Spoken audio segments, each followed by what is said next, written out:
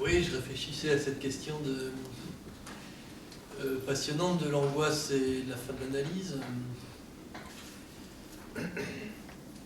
Je pensais à moi, parce que depuis 2-3 ans, on part un peu de là, depuis que Jacques Alain Miller a ramené l'analyse du côté de partir effectivement de sa question. Oui, moi ça me frappe. Enfin, moi, je suis toujours débrouillé pour ne pas connaître l'angoisse. Je n'ai pas angoissé, et même pendant l'analyse, et bon. Et maintenant ça vient. Alors c'est très frappant. Là, c'est pas d'en sortir, c'est plutôt d'y venir. Et alors, bon, sans vous raconter ma vie, mais tout simplement, cette petite clé que donne Lacan, moi ça me parle, parce qu'effectivement, d'abord l'inhibition, c'est tout à fait une façon de se débrouiller pour, voilà, très simplement, pour ne pas se retrouver dans une situation où vous ne savez pas quel objet vous allez être pour l'autre. Voilà, vous n'y allez pas. Et ce qui me fait dire, ce qui fait que je vis un peu l'angoisse, c'est que je crois que c'est le fait de se, comment dire, quand vous touchez, vous faites bouger ou chuter quelque chose de votre fantasme, qui est une façon de venir justement mettre du sens sur votre rapport au désir de l'autre. Au fond, il y avait quelque chose de, enfin, moi je crois quelque chose de bricolé du côté de l'autre m'attend. Voilà. Pourquoi je fais ça? L'autre m'attend. Donc je viens quand je suis sûr que l'autre m'attend. Quand ce fantasme m'attend, venir parler, par exemple. Donc ça veut dire que vous ne parlez que quand on vous donne la parole. Voilà. Donc, quand on fait tomber effectivement quelque chose du fantasme, on retrouve quelque chose de nu autour de s'affronter à se confronter justement à ce désir de l'autre qui n'est plus tamisé du côté d'un fantasme qui permet de corréler l'angoisse. Bon, c'est ce qui me venait là.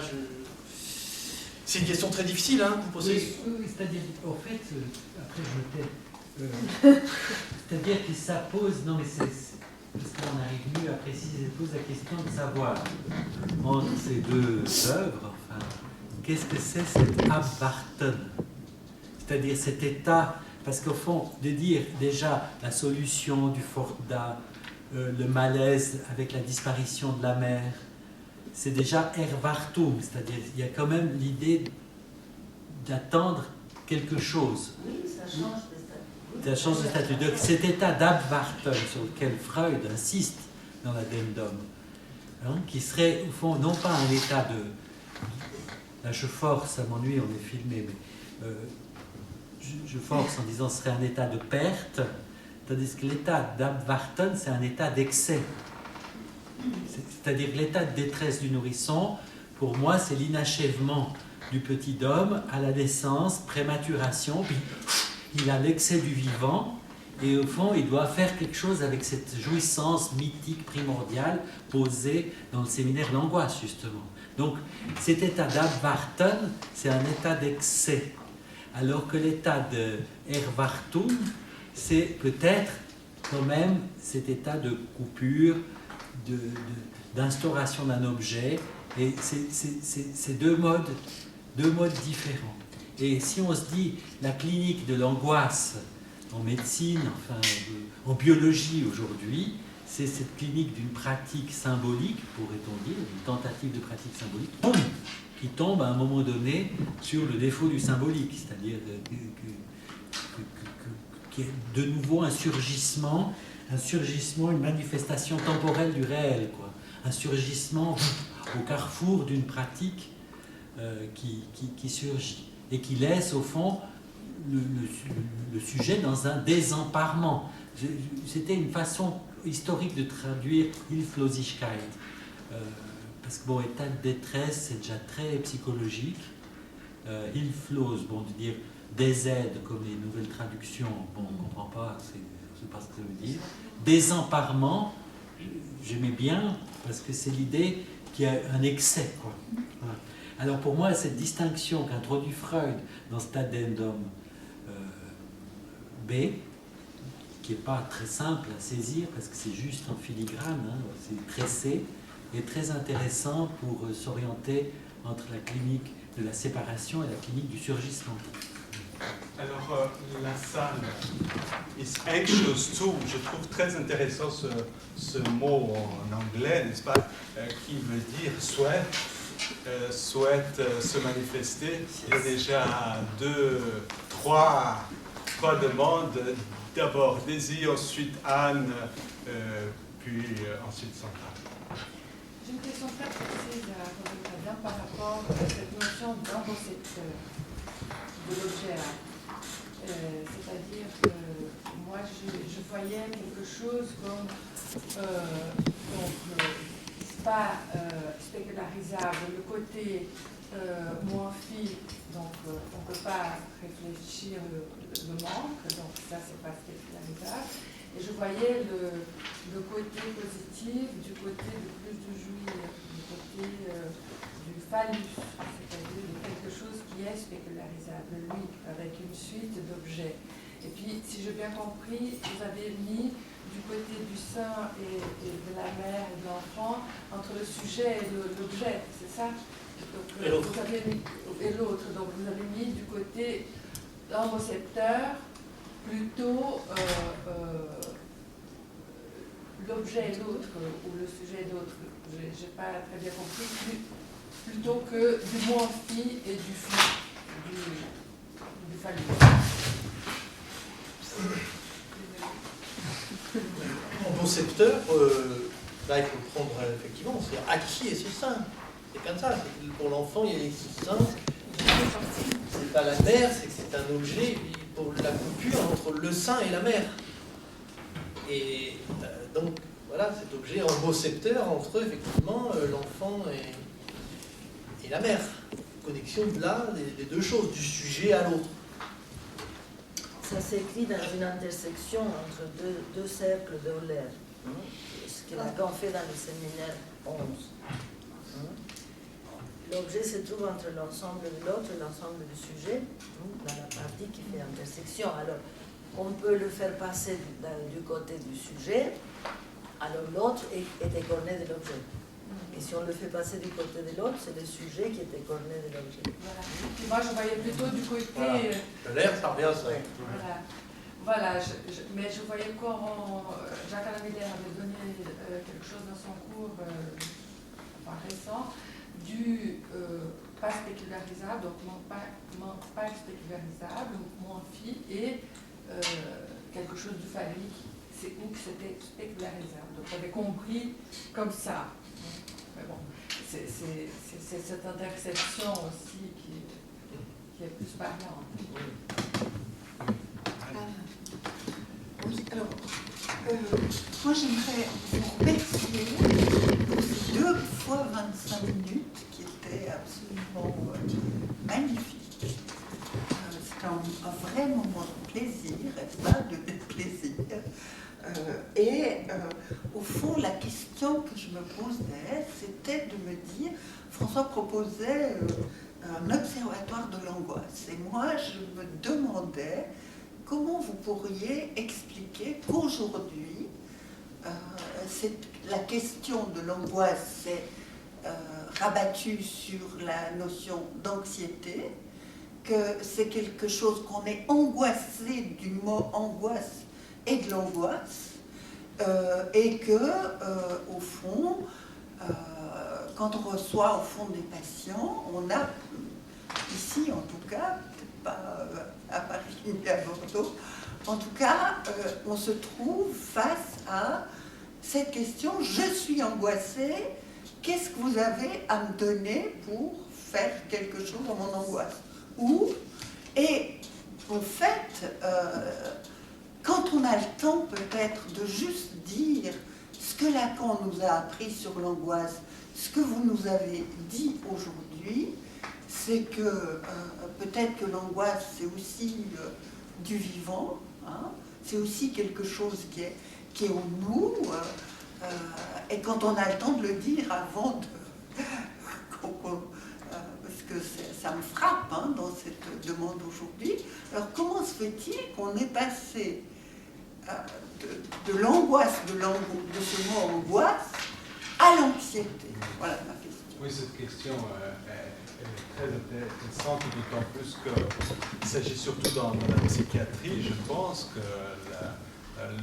l'angoisse a été délocalisée dans l'anxiété, mais il me semble aussi que c'est lié à une transition d'une dominance de la psychiatrie allemande du début du XXe siècle vers la psychiatrie anglo-saxonne, puisque en anglais, en allemand, la peur se traduit plutôt du côté de l'angst, tandis que en anglais, c'est plutôt du côté de l'anxiety, même s'il existe le mot anguish, mais il me semble que c'est très peu utilisé.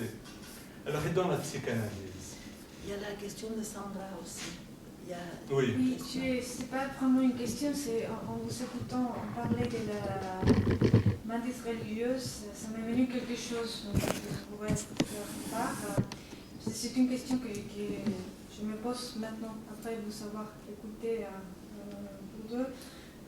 Parce que là, il y a la question donc, de cet exemple que j'ai jamais compris, j'ai jamais compris pourquoi il était là, et ça m'angoissait plutôt, donc je suis passée à côté.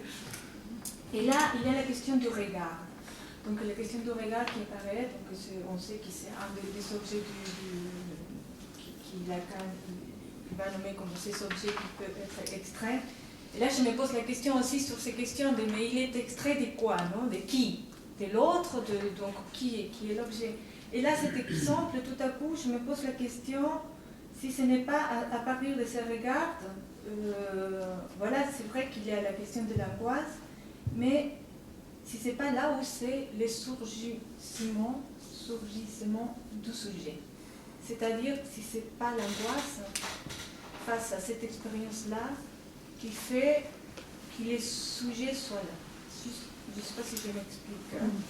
C'est-à-dire, parce que là, vous avez pris, vous avez dit aussi la question de la coupure, et vous avez dit la séparation est fondamentale pour les sujets qui est désormais aliéné. Je me dis, oui, on est toujours en train de dire aliéné au signifiant, mais là, ça m'est venu quelque chose comme il est aliéné aussi à l'objet, c'est-à-dire les signifiants, le passage pour la scène signifiant, comme dans le jeu de Forda, c'est aussi déjà une petite solution. Je me pose la question dans quel sens c'est pas l'angoisse, peut-être ce qui est dans cet exemple-là, qui fait surgir les sujets, c'est-à-dire c'est comme la première apparition du sujet. Je ne sais pas comment le dire. Non, n'empêche que Lacan dit bien que l'angoisse, c'est ce qui a c'est Lacan ou c'est Freud. C'est ce qui est les moments les plus ce qui ne trompe pas. Primitif, si je peux le dire comme ça, c'est-à-dire Oui. où là il y a quelque chose qui peut se passer pour les sujets, mais qui va passer pas par l'angoisse ni par l'objet, sinon par la chaîne signifiante. Mais c'est pas là, c'est ce moment-là où ce regard, il est là, c'est la première apparition du sujet, c'est-à-dire sans pur et dur. Ouais. Je ne sais pas si je... Vous avez la réponse dans l'angoisse, signal du rêve, chapitre 12. C'est tout à fait bon. Parce que l'idée de Lacan, c'est que le sujet naît au champ de l'autre, par l'opération du signifiant, mais que de cette opération se produit un reste. Et ce reste, c'est l'objet. Et ce reste, en tant qu'objet, est corrélé à la division du sujet. Donc il y a la division qui provient avec. Et que l'angoisse est un opérateur qui est à l'œuvre dès lors qu'il y a séparation, coupure et séparation, perte dans le corps d'un objet, et que cela n'est pas en rapport avec le surgissement du sujet. Ce que Lacan va élaborer dans les textes Position de l'inconscient, qui est l'écrit qui correspond au séminaire 11, en termes de deux opérations de causation du sujet, l'aliénation dans le registre du signifiant et la séparation dans le registre du rapport à l'objet. Et ce qui est déjà se trouve ébauché dans les chapitres 12 de ce séminaire. Mais aussi peut-être, si vous lisez le dernier chapitre, enfin moi c'est ce que ça m'évoque, en fait dans le dernier chapitre de l'angoisse, où il parle justement de la séparation, et où il dit que pour l'enfant, en fait, c'est pas la séparation, mais c'est l'imminence de l'objet. En fait, il va parler du don. En fait, c'est à ce moment-là qu'il y a le sujet. Il va dire que c'est en reprenant en fait toute la problématique de Marcel Mauss sur le don, il va dire que c'est à ce moment-là que le sujet peut s'élaborer comme sujet. C'est au moment où il va pouvoir donner quelque chose. Et ça va être effectivement cette phase dite anale. Un objet cessible, un objet Voilà. qu'il cède. Qu'il cède Oui. de lui et qui peut détacher. Oui. C'est-à-dire qu'il va comprendre quelque chose de ce qu'il ne comprenait pas avant, de savoir s'il était incorporé au sein de la mère, où est-ce qu'il se trouvait par rapport à cette position-là, et qu'en fait, il va pouvoir effectivement lâcher quelque chose de lui, cet objet détaché. Et ça, je dois dire que dans ce dernier chapitre de l'angoisse, c'est vraiment très très clair. Et là, effectivement, si vous reprenez dans ce texte qu'a fait Nathalie Charroux pour présenter l'angoisse, elle reprend, elle, tout l'essai de Marcel Mauss sur le don, en disant que c'est probablement de là que Lacan a tiré cette chose-là. Moi, j'avais juste, c'est même pas une question, hein, mais c'était juste, je trouvais qu'en fait, si vous avez vu, parce que souvent on ne les regarde pas, les couvertures, mais en fait, cette couverture-là, elle est tellement formidable, parce que effectivement, avec... nous avions ici un sculpteur en Suisse qui s'appelait Max Bill, qui avait fait un objet c'était en béton, enfin en pierre, de la bande de Möbius. Et en fait, là, on a mis les fourmis qui ne savent pas qu'en fait elles sont à l'intérieur et à l'extérieur. Et à l'intérieur du séminaire, puis justement tout à l'heure, Rodolphe Adam parlait de cette topologie qui est tellement explicite sur l'intérieur et l'extérieur. Et en fait, il dit bien, c'est peut-être là que c'est le plus clair, sur effectivement de couper la bande de Möbius et d'arriver au cross-cap. En fait, on peut voir, là on peut voir ce qui est dedans et ce qui est dehors. Tandis que tant qu'elle fait son circuit, elle ne sait pas si elle est dedans ou si elle est dehors, la fourmi. Voilà. Mais moi, je trouvais ça tout à fait extraordinaire. Voilà, excusez-moi parce que Alors, je suis par encore... rapport à la question de l'anxiété à la place de l'angoisse, il me semble que dans le même mouvement, trouble venu occuper la place du symptôme. On se trouve devant une conception absolument différente. Et par ailleurs, bon, c'est vrai qu'il y a une exigence du sujet aujourd'hui de enlevez-moi ça tout de suite. Et finalement, les laboratoires pharmaceutiques, étant donné tous les progrès qui sont faits au niveau de molécules et tout ça, et bien entendu, c'est plus facile de prendre un comprimé que de vouloir savoir en quoi cette angoisse nous concerne intimement, au niveau de notre existence, puisque si elle ne trompe pas, c'est parce que là, il y a quelque chose du symbolique qui fait défaut et qui met à l'état pur notre rapport au réel au niveau du corps. Et tout ce qui est trompeur relève du symbolique. Trompeur par rapport au réel, parce que le sens est trompeur dans la mesure où le sens veut recouvrir ce dont il ne prendra jamais compte, qui est le hors-sens du réel. Pourquoi l'angoisse est quelque chose qui nous met en contact direct avec le réel, qui normalement est voilé par les fantasmes, par toutes les histoires que nous nous racontons, et par tous les rêves que nous rêvons, y compris lorsque nous sommes réveillés. En fait, on peut donner un conseil en disant laissez venir l'angoisse. Parce que c'est vrai que c'est comprimer ces choses. Moi, je veux dire, Rodolphe Adam parlait de son analyse. Moi, je veux dire, avant de faire une analyse, j'ai pris les comprimés. Et je pense qu'il y en a beaucoup qui ont fait ça. En fait, on sait bien que ça ne règle rien. Les comprimés contre l'anxiété et tout ça. Et c'est vrai que laisser venir l'angoisse, c'est pouvoir donner une réponse à un symptôme. C'est comme vous avez certains médecins qui vous disent aujourd'hui la fièvre c'est bien, parce que la fièvre on sait que l'enfant est malade. Si vous lui donnez des comprimés, vous ne savez plus qu'il est malade. Donc il y a quelque chose comme ça de l'angoisse qui ne trompe pas et qui est vrai à laisser venir. Mais il y aurait aussi certaines angoisses paroxystiques, c'est presque le contraire. Parfois, c'est lorsqu'ils prennent le comprimé qu'ils peuvent entrer en analyse. Ah oui, C'est sûr. ah bon. Ah oui. Mais il n'y a pas une différence entre, donc vous avez dit que vous étiez très peu angoissé et que maintenant ça vient. Donc est-ce qu'il n'y a pas une différence entre les hommes et les femmes par rapport à cette possession d'angoisse? Parce qu'on a discuté l'autre jour de ça. C'est-à-dire les femmes sont vite angoissées, elles viennent plus vite en traitement en parlant justement de cet état. Tandis que les hommes, effectivement, est-ce qu'ils ne peuvent pas sentir, est-ce qu'il y a un symptôme de refoulement d'angoisse, en tout cas premier, qui fait que elle se fait sentir seulement après. Je ne sais pas si, comme la question de la hystérie, est-ce que, voilà... Ça, c'est excellent comme question. Est-ce qu'il y a un refoulement de l'angoisse? Voilà, est-ce que dans l'hystérie, est-ce qu'il y a l'angoisse, que Freud parlait, de où est l'angoisse, etc. Est-ce que vous pensez qu'il y a une différence Ah ben là, il y a des chapitres explicites de Lacan où il prend cette question, comment faire une clinique de la situation au regard d'angoisse.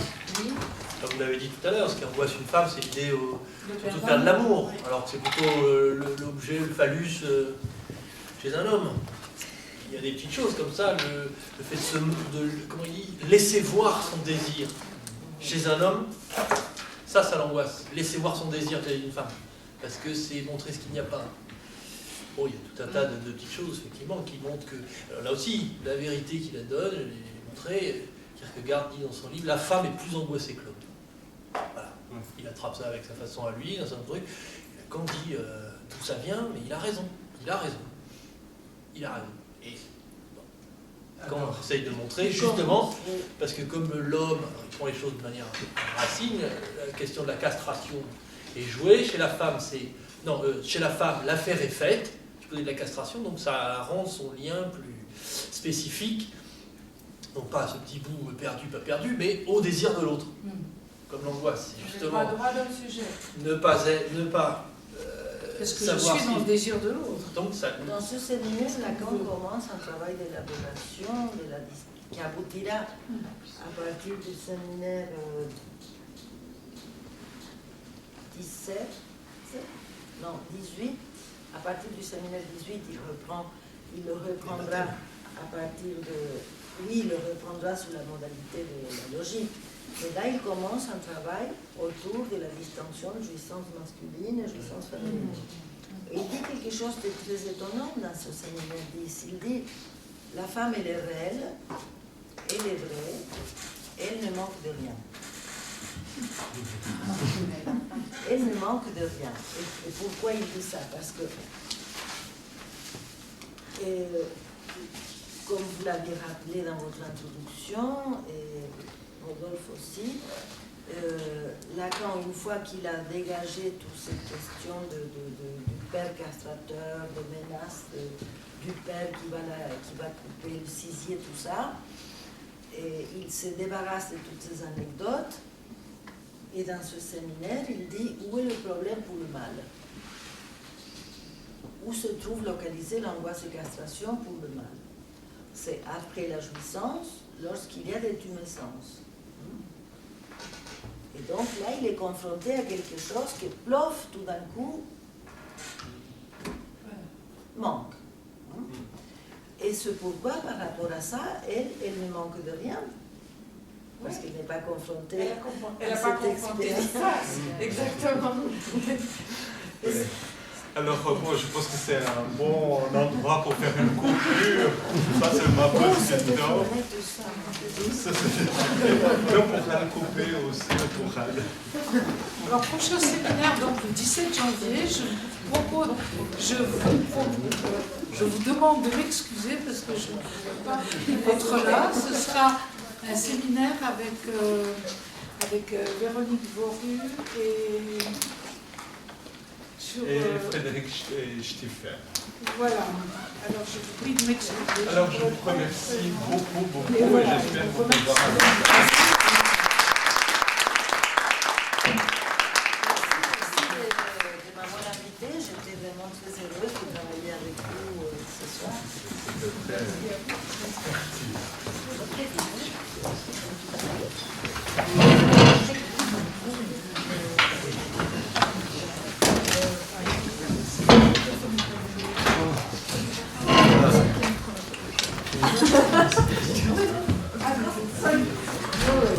Là, j'ai les